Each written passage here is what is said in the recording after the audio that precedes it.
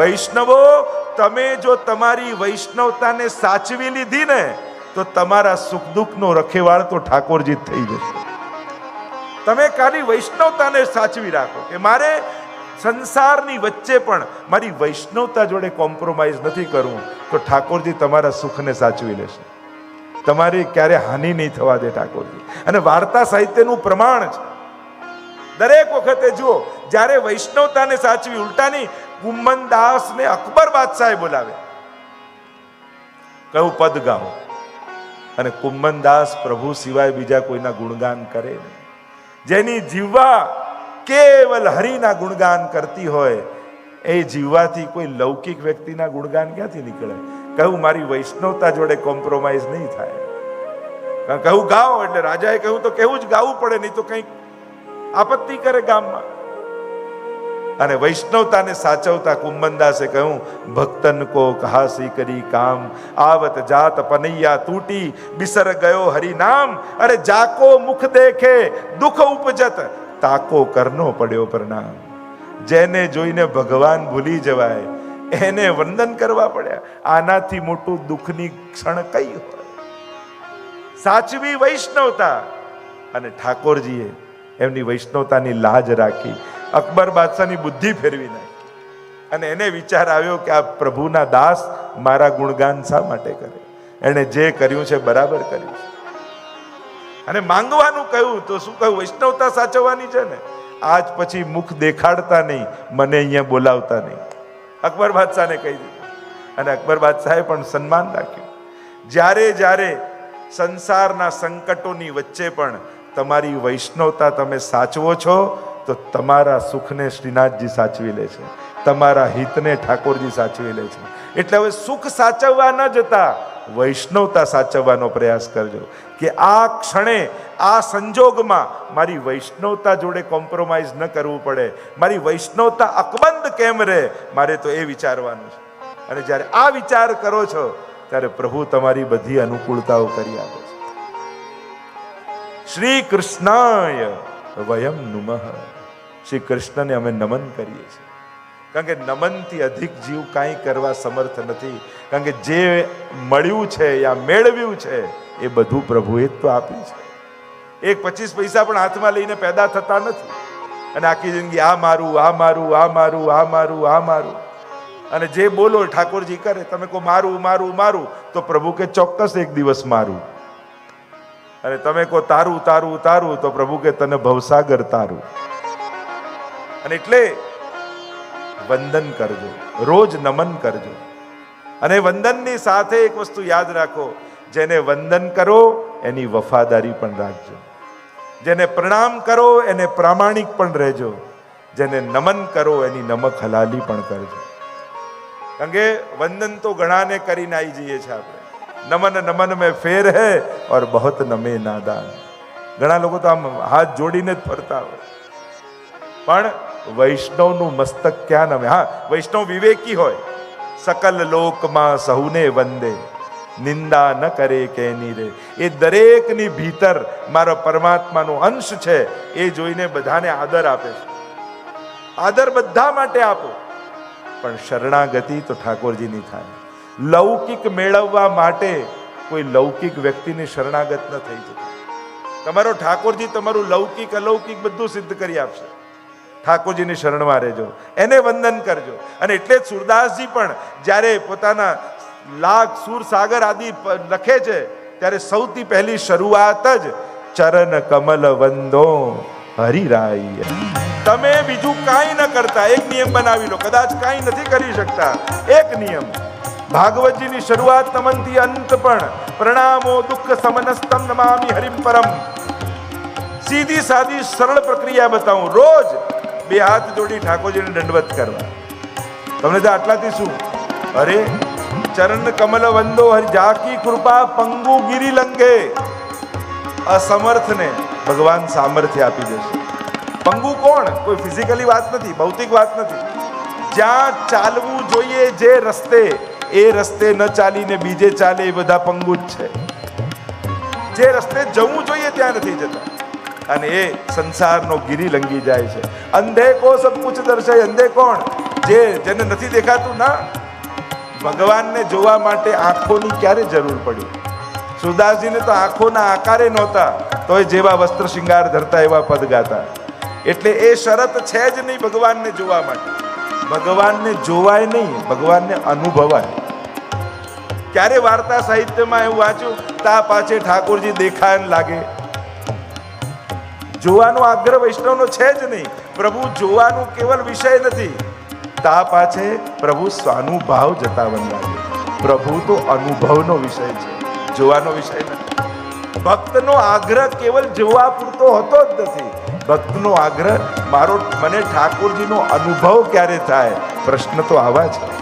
મને ભગવાન ક્યારે દેખાય? આવો પ્રશ્ન પુષ્ટિ માર્ગનો છે જ નહીં, કારણ કે સામે બિરાજેલા જ છે. દેખાઈ તો રહ્યા જ છે, પુષ્ટાઈને પધરાયા એટલે દેખાવાના શરૂ. મને ક્યારે પ્રભુ અનુભવાય? તો અંધ કોણ? ન જોવાનું બધું જ જુએ છે. જેને જોવા માટે આંખો મળી છે, એને જોવાનો ક્યારે પ્રયાસ ન કર્યો, એ જ તો અંધ છે. અને તાકો સબ કુછ દર્શાય, એટલે જ કહું, નૈનન પ્રગટ લીલા દિખાવે. યમુનાજી કૃપા કરે શું થાય? મહાપ્રભુજી કૃપા કરે શું થાય? સુરદાસજીને ભાગવતના દશમસ્કંદની અનુક્રમણિકા સંભળાવી અને બધી જ પ્રગટ લીલાઓ દેખાવા લાગી. ઘુટુરન ચલત રહેનું તનુ મંડિત, નંદાલયના આંગણામાં માખણનો લોંદો લઈ અને બાલકૃષ્ણ લાલ આંગણામાં ડોલી રહ્યા છે, એવા પ્રગટ નેત્રોથી દર્શન થયા. આંખોના આકારે જેને નથી, તો કૃપા થાય. અંધ કોણ? જેને ભગવત દર્શનની ઈચ્છા નથી, એને પણ ઠાકોરજીની લીલાના અનુભવ થવા લાગે. એવા શ્રી કૃષ્ણને અમે નમન કરીએ છીએ. અને નમનથી અધિક જીવ બીજું કોઈ સાધન કરી શકતો નથી. નહીં સાધન સંપત્ત્યા હરિતુષ્યતિ કશ્યચિત, ભક્તાનામ દૈન્યમેવૈકમ હરિતોષણ સાધનમ. ભક્તની દીનતા. નમનનો અર્થ શું થાય? ન મન, મન ઠાકોરજીના ચરણોમાં ધરી મન થઈ જવું, મન પ્રભુને આપી દેવું. મહીએવ મન આધત્સ્વ મયી બુદ્ધિમ નિવેશય. ગીતાજીમાં પણ ભગવાન કહે છે, બીજું કોઈ વસ્તુ આપે ન આપે, તારી આ બે વસ્તુ મને આપી દે, તારી બુદ્ધિ અને તારું મન. કારણ કે આ બે જ વસ્તુએ બધી વસ્તુઓને પકડી રાખી છે. આ બંને જો મારામાં ધરી દઈશ તો તારું સર્વ સમર્પણ સિદ્ધ થઈ જશે. પ્રભુને વંદન કરીને પ્રારંભ કર્યો. બીજા શ્લોકમાં સુખદેવજીને વંદન કર્યા અને સુખદેવજીનું સ્મરણ કરતા વ્યાસજી બોલ્યા, યમ પ્રવ્રજંતમ અનુપેતમપેત કૃત્યમ દ્વૈપાયનો વિરહ કાતર્યાજુહાવ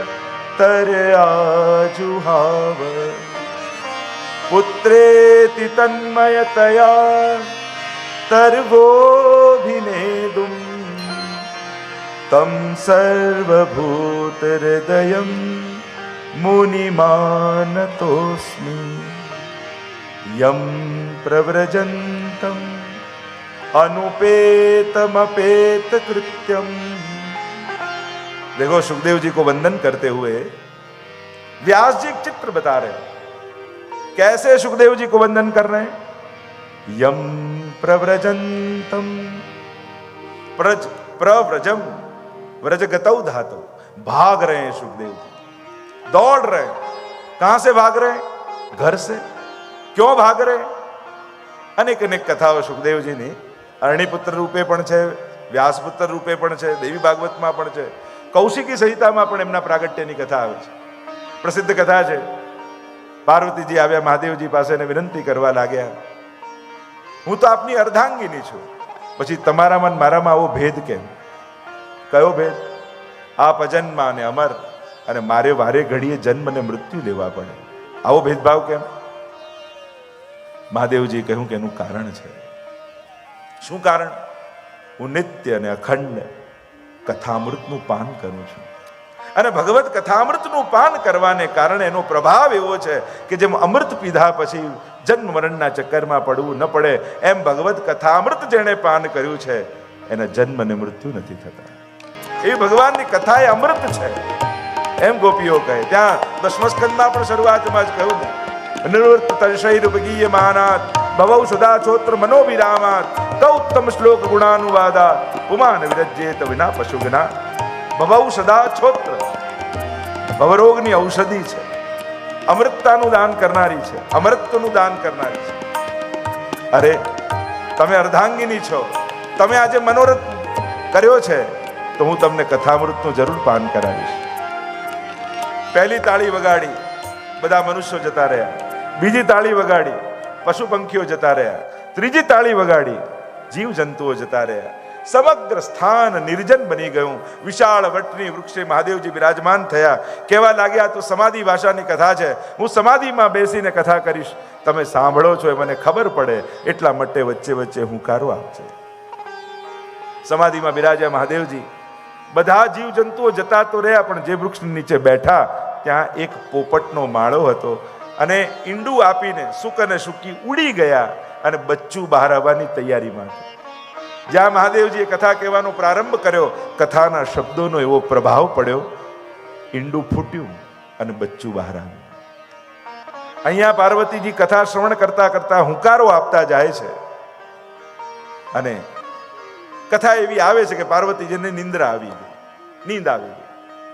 બચ્ચાને એમ થયું, અરે જન્મતાની સાથે લોકો જીવનના અંત સમયમાં કથાને સાંભળે, અને હું એવો ભાગ્યશાળી છું, જન્મતાની સાથે ભાગવતના શ્લોકો સાંભળવા મળે. મારા જેવો સૌભાગ્યશાળી બીજો કોણ હોય કે કાનમાં પહેલો અક્ષર જો ભાગવતના શ્લોકોનો પડે, તો આનાથી બીજું સૌભાગ્ય શું? અને એટલે કથા પાછળ થાય એ તો ભાગ્યની વાત છે, પણ તમારી સામે થાય એ સૌભાગ્યની વાત છે. અને એટલે જેટલા બેઠા છો એ તમે સૌભાગ્યશાળી છો. તમારી પાછળ નહીં, તમારી સામે કથા થઈ રહી છે. તમે પોતે કથામાં પોતે બેઠા છો, એ સૌભાગ્યની વાત છે. કારણ મુક્તિ તો મર્યા પછી બીજાએ કરાવી શકે. શાસ્ત્રોમાં અનેક એવા ઉપાય છે કે કોઈ ગુજરી જાય, એની પાછળ આ વિધિ કરો, આમ કરો, અહીંયા શ્રાદ્ધ કરો, અહીંયા આમ કરો, એની મુક્તિ થાય. તો મુક્તિ તો તમારી પાછળ તમારી બીજા પણ કરાવી શકે છે, પણ ભક્તિ તો જાતે જ કરીને જવી પડે, એ બીજા કરે ન ચાલે.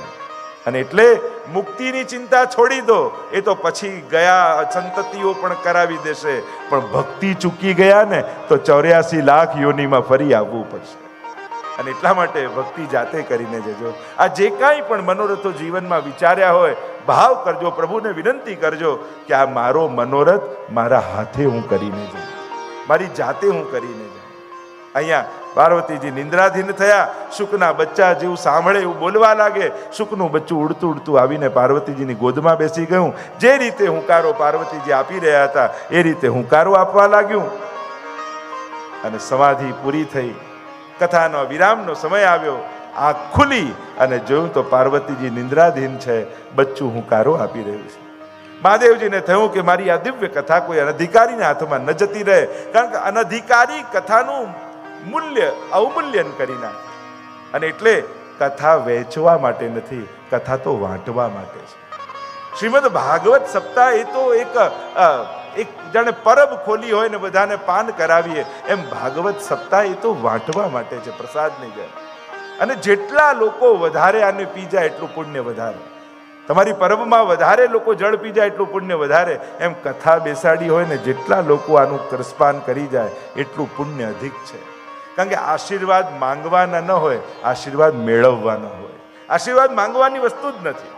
તમે કાંઈક એવું કરો કે બીજાના હૃદયમાં પ્રસન્નતા પ્રગટે, તો એના હૃદયમાં પ્રગટેલી પ્રસન્નતા આશીર્વાદ બનીને આપમેળે તમારા ખાતામાં જમા થઈ જ જાય. એ પેલો આપે કે તમે માંગો એ બધું ગૌણ છે. તમારે કારણે કોઈના હૃદયમાં આનંદ પ્રગટ્યો, એ આશીર્વાદ બનીને તમને મળી જ જવાનો.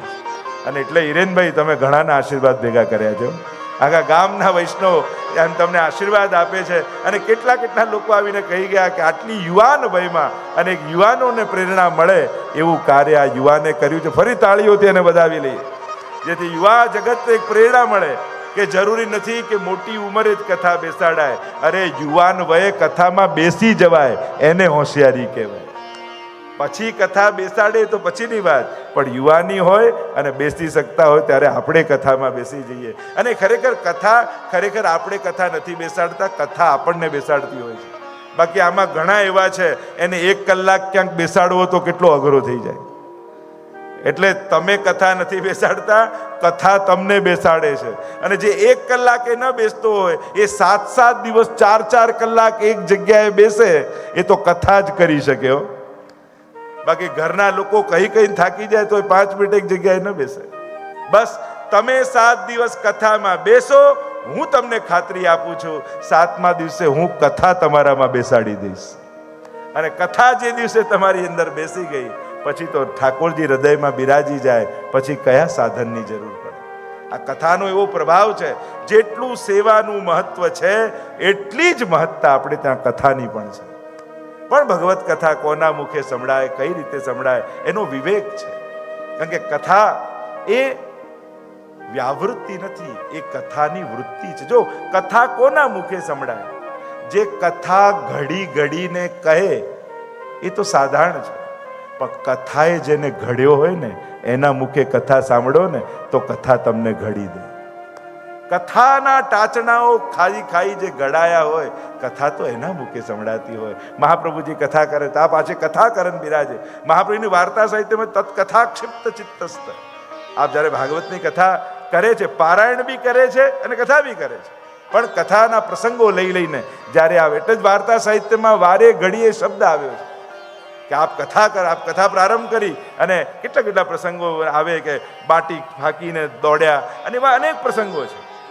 અને આપ તો જ્યારે વેણુ ગીત પુનઃ યુગલ ગીત કી રસ બરખા બરખાઈ, પ્રગટ ભય માર્ગ રીત દિખાઈ. સેવાયામ વા કથાયામ અનેક પ્રકારથી કથાના સ્વરૂપોની ચર્ચા છે.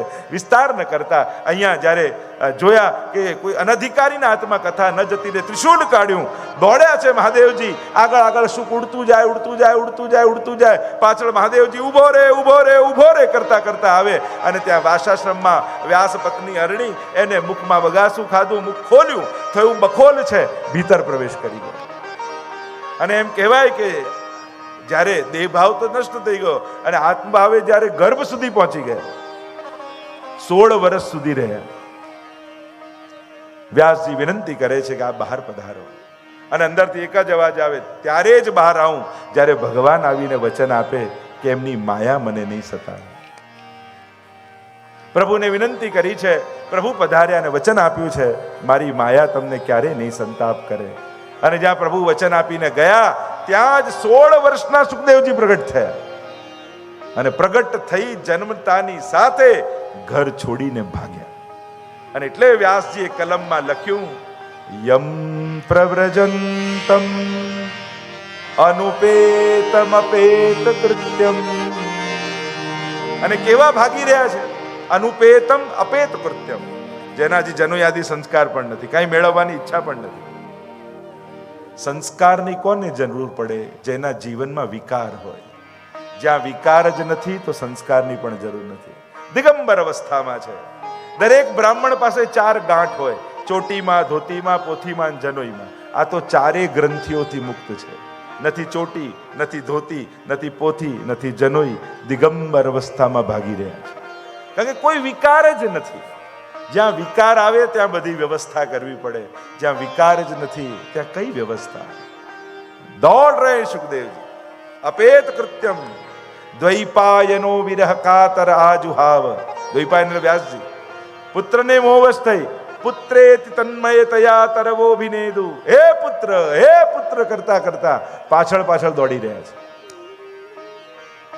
સુખદેવજી તો વળીને ન જોયું, ઉત્તર ના આપ્યો. તરવો બિનેદુ, તરવો અનેક વૃક્ષો, અણદ અવ્યક્તે શબ્દે વૃક્ષોએ આમ હલીને જાણે ઉત્તર આપ્યો. વ્યાસજી અમારી સામે જુઓ, તાડ તડકો વરસાદ બધું અમે સહન કર્યું, પણ જ્યારે ફળ અમારી ઉપર લાગ્યા એ ફળ અમે નથી ખાધા, સંસારને સમર્પિત કરી દીધા છે. એમ વ્યાસજી આપની તપશ્ચર્યાનું ફળ આ સુખદેવજી છે. મોહ ન રાખો, સંસારને સમર્પિત કરી દો એના કલ્યાણ માટે.